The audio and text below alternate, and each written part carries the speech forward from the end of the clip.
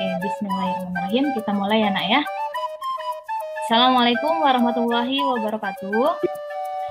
Waalaikumsalam warahmatullahi wabarakatuh. Kalau Ibu bilang semangat pagi, bilang pagi, pagi, pagi. Semangat pagi. Pagi. Mas Pernila, anak-anak. Nah, sebelum kita mulai belajar hari ini, kita berdoa dulu ya, Nak ya. Ibu minta satu dari kalian, Andrea Adesta, untuk memimpin berdoa dulu sebelum kita mulai. Sebelum belajar, mari kita berdoa. Berdoa dimulai. Terima kasih, Andrea. Sama-sama, Bu. Ya. Oke, nah nih sebelumnya Ibu mau menampilkan ini dulu nih. Adakah kira-kira yang pernah makan ini? Atau ini? Kalian pernah nggak sih makan makanan seperti ini? Pernah nggak? Pernah, Bu. Nah, ya. Sebelumnya pernah nggak sih kalian itu melihat komposisi di belakangnya? Pernah nggak? Komposisi di Pernah, Bu. Pernah? Apa yang kamu lihat dari belakangnya itu apa biasanya? Biasanya itu ada nilai gizinya. Nah, di situ nanti tertera ada nilai kalorinya. Oke, Ibu tampilkan dulu ya, Nah, sebelumnya. Di sini. Maaf, bentar. Nah, tadi kan Ibu menampilkan ini ya. Menampilkan ini. Jadi kalian pernah nggak sih makan makanan seperti ini? Nah, rata-rata dari kalian itu pernah ya makan ciki, makan permen, kemudian snack-snack atau minuman kaleng. Tapi mungkin yang melihat belakang itu agak jarang gitu. Nah, di sini ada nilai dari sebenarnya di atas itu ada nilai dari energi total atau kalorinya. Nah, kalau kamu lihat itu kalori itu apa sih sebenarnya kalori itu? Nah, ada yang pernah dengar nggak sih kalori itu apa? Ada yang pernah tahu nggak kalori itu apa? Udah nggak apa-apa. Nah, karena kalian masih banyak ternyata yang belum tahu apa yang kalian makan, ternyata mengandung kalori, jadi itu karena akan menampilkan mengenai dari kalori tersebut. Nah, jadi nanti kita akan belajar mengenai manfaat dari pengaruh kalor dalam kehidupan sehari-hari. Nah, misalkan kalian mengetahui jumlah kalori yang ada dalam makanan tersebut. Ini tadi ya, jadi kalori, iya kan? Berapa banyak kalori yang ada di sebuah pisang goreng? Berapa banyak kalori semangkok bakso atau makanan lain? Dan berapa banyak juga kalori yang dibakar saat kita push up 50 kali? Dan berat badan kita akan bertambah. Sebaliknya, kalau kita membakar kalori lebih banyak dari yang masuk ke tubuh, berat badan akan turun. Jadi, penting banget buat kita untuk mengukur seberapa banyak kalori yang dibutuhkan. Untuk itulah akhirnya diciptakan satuan. Oke, ini tadi tentang kalori. Sekarang Ibu tanya ya, nah apa sih bedanya kalor dengan kalori? Ada yang bisa? Bedanya kalor dengan kalori itu apa? Itu suatu jumlah energi dari makanan dan minuman, Bu. Ini siapa yang berbicara? Maaf. Muhammad Arif Fabian. Oh, Muhammad Arif Abian. Ya, gimana Nak? Kalau kalori itu?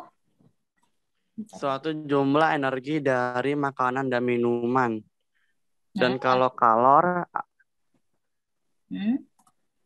dan kalau kalor itu adalah suatu energi yang untuk memanaskan. Suatu energi untuk memanaskan. Oke ya. Kalor dengan makanan. Ya, kemudian yang kedua apa itu? Yang kedua yang kira-kira kita mau ini. Kalor dengan suhu. Nah, pintar. Nah, apa hubungan kalor dengan suhu? Nah, kalau sudah mengetahui kira-kira hubungan kalor dengan suhu, berarti nanti kita menerapkannya. Berarti bagaimana ya konsep kalor dan penerapannya ya. Oke, dalam kehidupan sehari-hari.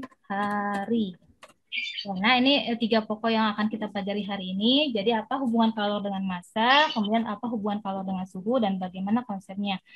Oke, sekarang Ibu beri waktu kalian untuk bukunya sudah disiapkan, nah, buku IPA-nya. Sudah, Bu. Oke, sekarang Ibu beri waktu 5 menit untuk membuka buku dulu di halaman 162 sampai 167. Yang telah Ibu share di Google Classroom atau tadi yang di WA. Kalau tadi Google Classroom kalian nggak bisa ngedownloadnya, nanti tolong dibuka di WA-nya untuk LKPD-nya. Nah, LKPD-nya yang sudah selesai membacanya. Kalau kalian print kemarin boleh. Kemudian kalau misalkan kalian ketik atau tulis tangan nggak masalah. Nanti kalian kirim fotonya ke GCR. Nah, di sini kita mengenai yang pertama nanti tentang hubungan kalor dengan massa. Jadi di situ kan ya. Nah, di sini kita tujuan nanti menganalisis hubungan kalor dengan massa. Jadi ada alatnya apa saja? Alatnya ada tiang statif, nih ada tiang kurang besarnya, kemudian kaki 3-nya, kemudian klemnya, selanjutnya ada termometer, kemudian ada pembakar spiritus, dan gelas kimianya berukuran 200 mili, 400 mili, dan 600 mili. Kalau kamu lihat berarti di sini untuk dari massa yang berbeda ya, Nak ya. Jadi massa berbeda. Setelah itu nanti kamu kalibrasi dulu suhunya. Sebelumnya suhu di sini kamu kalibrasi berarti jangan ditaruh di atas dulu. Jadi kamu lihat dulu kalibrasinya. Jadi suhunya itu dilihat berapa suhu awalnya. Ya, setelah dilihat suhu awalnya, nanti baru kamu geser dari gelas kimianya, nanti di atas spiritus ini, kemudian baru nanti kamu ukur suhunya. Ya, jadi suhu awal dengan suhu akhir setelah dipanaskan. Nanti untuk yang kamu dapatkan, data yang kamu dapatkan, kamu tuliskan di lembar di LKPD yang telah Ibu berikan. Boleh ditulis, boleh diketik. Lalu terhadap perubahan suhu alat dan bahannya hampir sama, tapi di sini adalah perbedaannya di letak spiritusnya. Jadi ada api yang kecil, kemudian api yang sedang, dan juga api yang besar. Di sini volumenya sama. Nah, nanti bagaimana juga kenaikan suhunya? Ya, jadi kamu amati bedanya di mana. Nanti kamu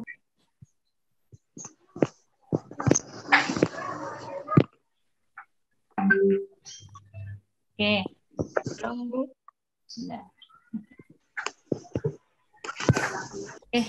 Sudah selesai, Nak. Ini waktunya 5 menit sudah selesai. Sudah, Bu.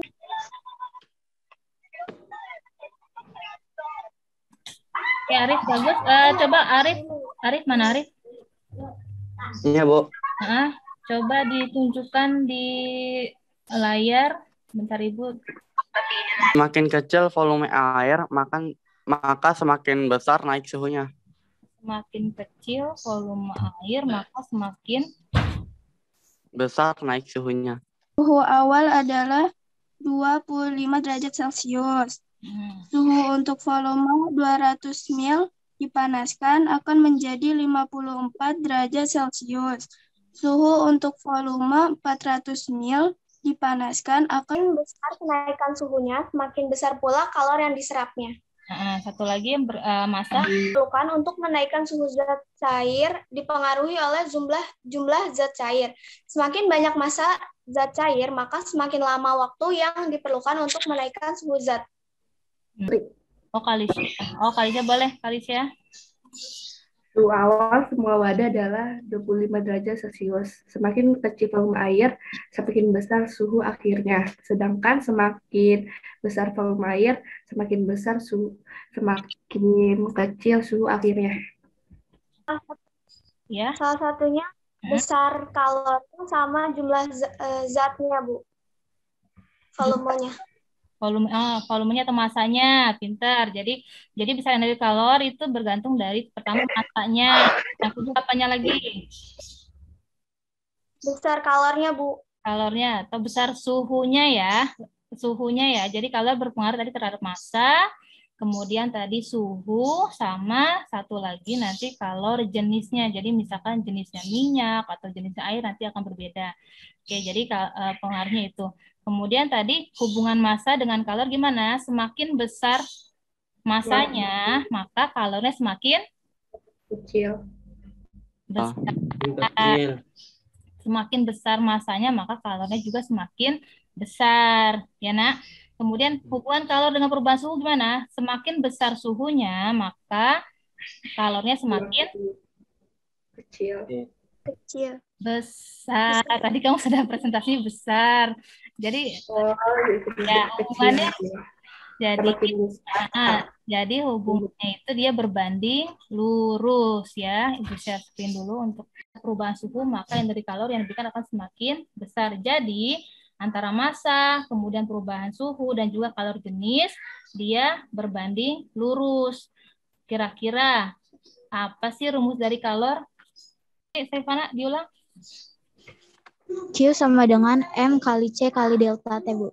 Q sama dengan M kali C kali delta T. Q-nya adalah kalornya, kemudian M-nya adalah masanya, C kalor jenis, dan delta T adalah perubahan suhunya. Ya. Oke, jadi berbanding lurus ya. Nah, tadi ada yang ayo, oke. Ya.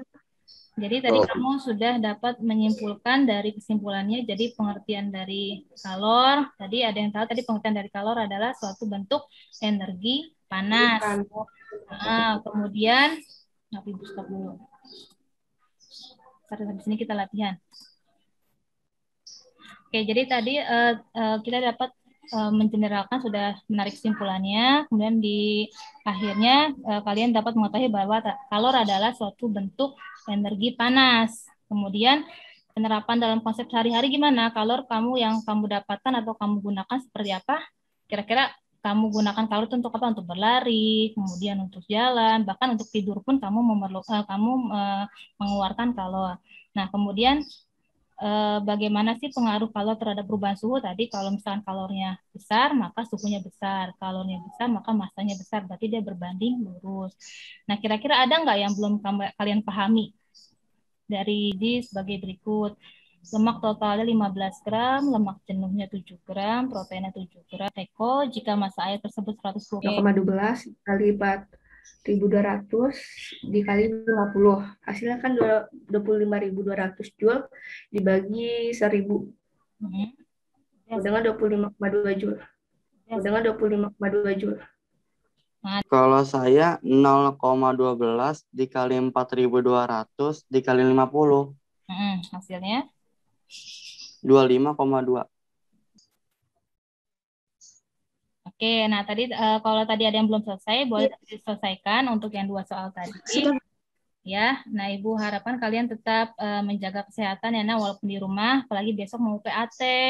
Nah, besok mulai belajar matematika dan PJOK ya, besok materi pertamanya. Nah, di sini kalian sudah mulai belajar untuk besok. Jadi untuk kelas yang lain juga untuk nanti absensinya, kemudian tolong ketepatan waktunya supaya kalian nggak susulan di siang hari. Nah, kemudian nanti untuk pertemuan kedua, mungkin 10 hari dari sekarang ya, Nak ya, kita nanti pertemuan keduanya. Jadi kemungkinan sebelum bagi rapot sepertinya sih pertemuan keduanya, nanti kamu tolong baca mengenai perubahan wujud. Nah, itu nanti yang akan disiapkan oleh es batu yang kemarin Ibu bilang. Jadi es batu itu yang kamu ya, jadi disiapkan nanti es batu aja yang kamu siapkan. Nah, kemudian sebelum kita tutup, kita berdoa dulu. Alhamdulillah, terima kasih banyak atas kesempatannya, waktunya, juga partisipasi kalian, itu sangat apresiasi sekali, apalagi untuk yang aktif ya, Nak. Nah, untuk yang lain Ibu masih tunggu nih, masih ada 2 kali pertemuan lagi. Yang lain mudah-mudahan nanti lebih aktif lagi ya, Nak ya. Jadi nggak apa-apa, nggak usah malu. Kamu benar, kamu salah, nggak usah malu. Yang penting kamu sudah berani tampil, sudah berani berbicara. Oke, kita berdoa dulu untuk selesainya. Supaya kegiatan hari ini diberikan keberkahan oleh Allah Taala. Berdoa mulai, berdoa selesai. Ibu akhiri, Assalamualaikum warahmatullahi wabarakatuh.